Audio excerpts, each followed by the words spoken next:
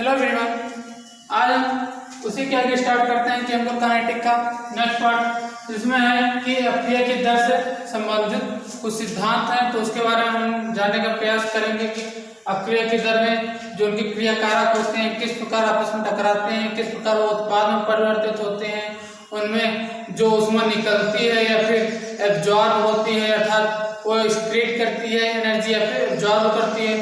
तो आज सब चीज़ों के बारे में हम इस सिद्धांत जो है अपक्रिया के दर से संबंधित सिद्धांत है, इन सभी के अंदर हम इन सब में जो अपक्रिया के अंदर होने वाली क्रियाएं होती हैं उनके बारे में हम अध्ययन करेंगे। ओके, कि किस प्रकार एक रिएक्शन जब स्टार्ट होती है तो वो एनर्जी लेती है या फिर उसको टेम्परेचर देंगे या फिर नहीं देंगे तब क्या होगा, या फिर उसमें उत्पाद में कब परिवर्तित नहीं होगा, उत्पाद में वो कब परिवर्तित हो जाएगा। तो वह सारी बातें हम इन टॉपिक के अंतर्गत अच्छे से पढ़ेंगे। ओके, स्टार्ट करते हैं कि हम देखो आपको दिखाया गया है कि अपक्रिया की दर से संबंधित सिद्धांत में आता है सबसे पहले संघट्ट सिद्धांत या टक्कर सिद्धांत। मतलब कि जो अपक्रिया के अणु होते हैं अर्थात क्रिया कारक जो कि रिएक्शन में प्रेजेंट होते हैं रिएक्शन करने के लिए, तो उनके अंदर जो टक्कर होती है जिनके फलस्वरूप प्रोडक्ट का निर्माण होता है, तो उन टक्करों के बारे में हमें पहला सिद्धांत बताया गया है जिसे बोला गया है कि संघट्ट सिद्धांत या फिर उनके मिलने वाला सिद्धांत, जिनके द्वारा टक्कर करते हैं या फिर सीधा बोल सकते हैं कि टक्कर सिद्धांत। अर्थात किनका टक्कर? उनके अणुओं का। अणुओं किसके अणुओं का? क्रिया कारक के अणुओं का।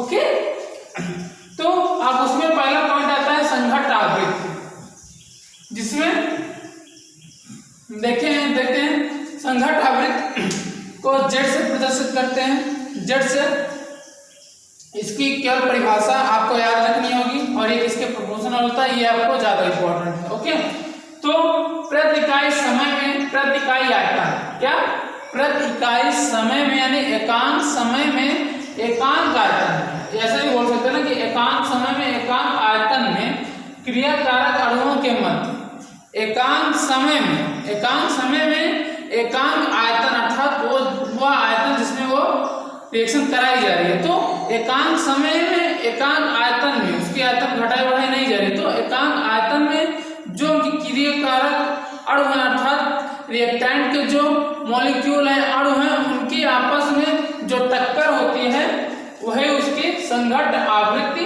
कहलाती है। क्या कि एकांक समय में या फिर एकांक आयतन में वो जिस पात्र में हो रहे हैं फिर जिस एकांक आयतन में वे रिएक्शन कराई जा रही है, तो उनके अणुओं के मध्य जो टक्कर होती है कि जिसके फलस्वरूप उन्हें प्रोडक्ट बनाना, तो प्रोडक्ट बनाने के लिए जो आपस में टकराते हैं क्रिया कारक के अणु, उनके टकराने की इस आवृत्ति को ही हम संघट्ट आवृत्ति बोलते हैं, जिसे हम जेड से प्रदर्शित करते हैं। यहाँ पर देखो जेड बराबर पाई डी स्क्वायर, वी एवरेज होता है जो कि आयतन होता है, पाई आप जानते हैं डी इसका व्यास हो गया।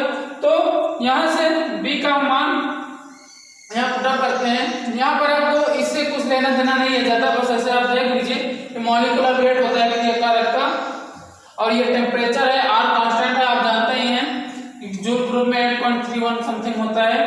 तो ये सब चीजें होती हैं, तो सिर्फ हमें इतना यहाँ पर याद रखना है कि जेड प्रोपोर्शनल रूट टी, इतना हमें याद रखना है हर कीमत पर। ये परिभाषा को याद रखनी होगी और ये ज्यादा इंपॉर्टेंट है और ये इसको याद रखिए तो और अच्छी बात है।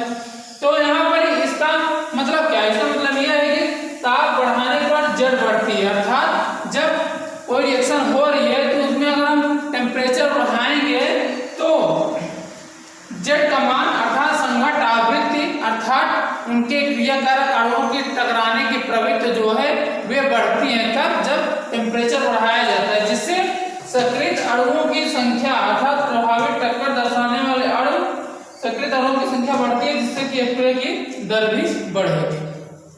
ओके, जब क्रिया कारक के अणु आपस में तीव्र रूप से टकराने लगेंगे, उनके जो प्रभावी टक्कर तो बहुत होती है, मतलब उनके क्रिया कारक अणु एक दूसरे से काफी अणु तो बहुत होते हैं मॉलिक्यूल, तो मॉलिक्यूल आपस में टकराते हैं, लेकिन उनमें कुछ प्रभावी होते हैं वहां पर कुछ अप्रभावित हैं। कुछ प्रभावी मतलब ऐसे कि ऐसे प्रभावी टक्कर वे होती हैं जिनके द्वारा प्रोडक्ट का निर्माण होता है, अप्रभावी टक्कर वे होती हैं जो कि प्रोडक्ट का निर्माण नहीं कर पाते हैं। क्यों? क्योंकि वे ऊर्जा अवरोध को पार नहीं कर सकते, जो कि यहाँ पर आपको दर्शाया गया है। ये ऊर्जा अवरोध है, सी वाली रेखा।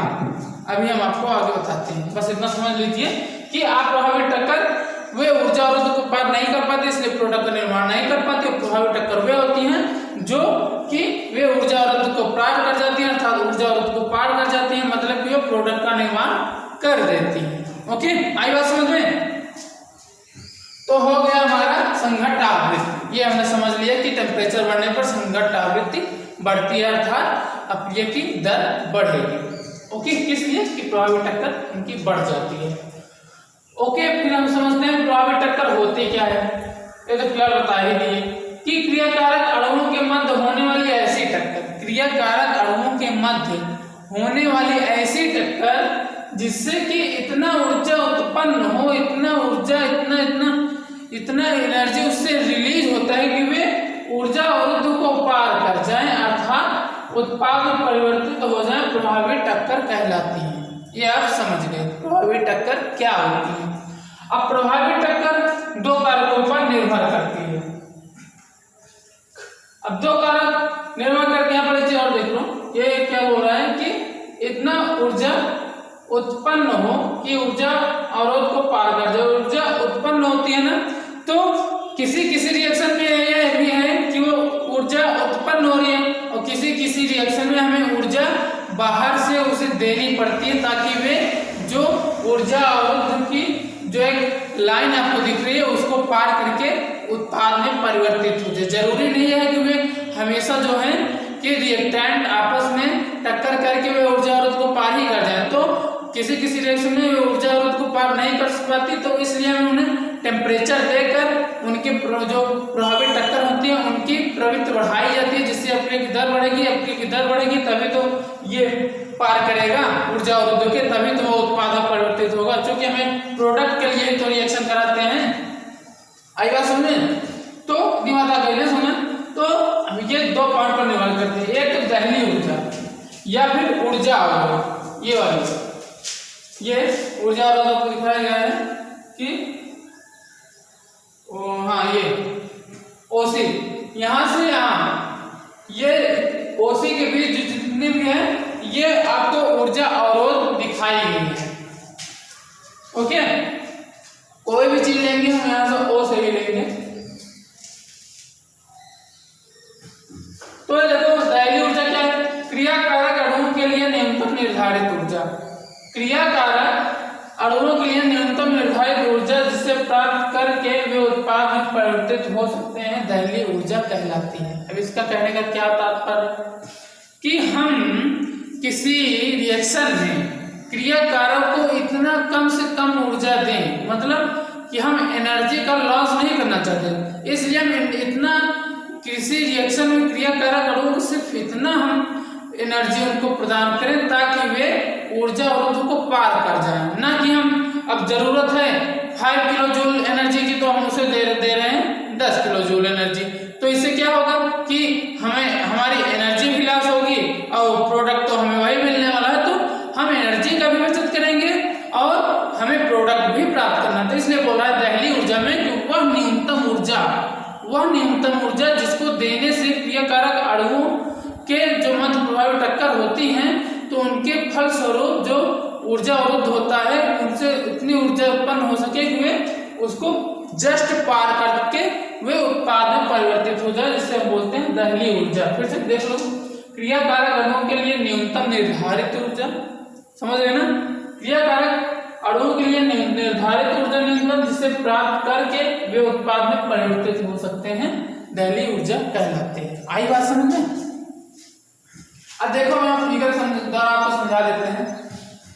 ये एक वक्र टाइप में आपको ऐसे ग्राफ में दिख रहा है कि ये एक हो गया, यहां से आपको समझते हैं कि ओबी क्रियाकारक की स्थितिज ऊर्जा, ये जहां से अभी वो स्थितिज ऊर्जा में है, अर्थात सक्रिय अभी नहीं हुई है, स्टार्ट नहीं हुई रिएक्शन, तो यहां से ओबी के बीच यहाँ पर इसकी स्थितिज ऊर्जा है और ओ ए जो है वो किसकी है? उत्पाद की सक्रिय ऊर्जा। ये क्रियाकारक की थी, अर्थात जिससे हमें रिएक्शन स्टार्ट करवाना है उसकी स्थितिज ऊर्जा है, और ओ ए के बीच जो है वो बाद की स्थिति ऊर्जा, और ओसी दैनीय ऊर्जा है जिसे प्राप्त करके ये देखो यहाँ पे हम जस्ट बोल सकते हैं कि ये जस्ट पार कर जाए। ओके, तो ये है दैनीय ऊर्जा या फिर ऊर्जा और ओसी। ये इस यहाँ से जब रिएक्शन स्टार्ट होती है तो ये इसको पार करनी चाहिए। ओके, और बीसी क्या है, ये बी और सी, ये अग्र अपक्रिया की सक्रिय ऊर्जा। सक्रिय अणु जो होते हैं उनके जो प्रभावित अणु होते हैं यानी सक्रिय अणु होते हैं जो आपस में टकराते हैं उनको सक्रिय अणु बोलते हैं। ये अभी आगे चल के आपको और अच्छे से बताएंगे ये क्या होता है। तो अभी बस इतना जान लो, ये अग्र अपक्रिया के सक्रिय अणु होते हैं और जो ये पश्च होता है वे पश्च अपक्रिया के सक्रिय अणु होते हैं। ओके, पश्च अपक्रिया की सक्रिय ऊर्जा है ये, और ये अग्र जो है अग्र अपक्रिया की सक्रिय ऊर्जा है। अभी बस इतना समझ लो। ओके, तो ये ऊर्जा का क्रम दिखाया गया है, ऊर्जा बढ़ती हुई। जब ऊर्जा बढ़ेगी अर्थात ऊर्जा बढ़ेगी तभी तो ये ऊर्जा अवरोध को पार कर सकेगी, तभी तो वो प्रोडक्ट में परिवर्तित होगी। और ये आर का मतलब रिएक्टेंट है अर्थात क्रियाकारक, और ये पी का मतलब प्रोडक्ट है।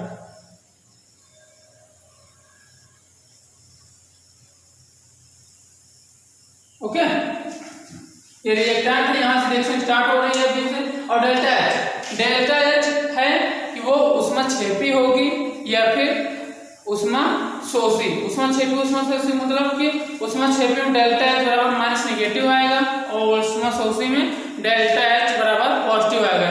ये दर्शाएंगे कि ये ऊष्मा रिलीज कर रही है या फिर ऊष्मा बाहर से ये ले करके रिएक्शन कर रही है। तो इसके बारे में ये डेल्टा एच बताता है। यहाँ से आपको मान भी निकालना पड़ेगा, इसमें क्वेश्चन भी बनता है। ये का मान दे देगा, ये का मान दे देगा, डेल्टा एच पूछ लेगा, फिर डेल्टा एच दे देगा, ये का मान दे देगा, पस कर दे देगा, अगर का पूछ लेगा। तो आगे सारे क्वेश्चन इसमें बनते हैं। ओके, आपके सिलेबस में भी है, अच्छे तरह समझना इसको।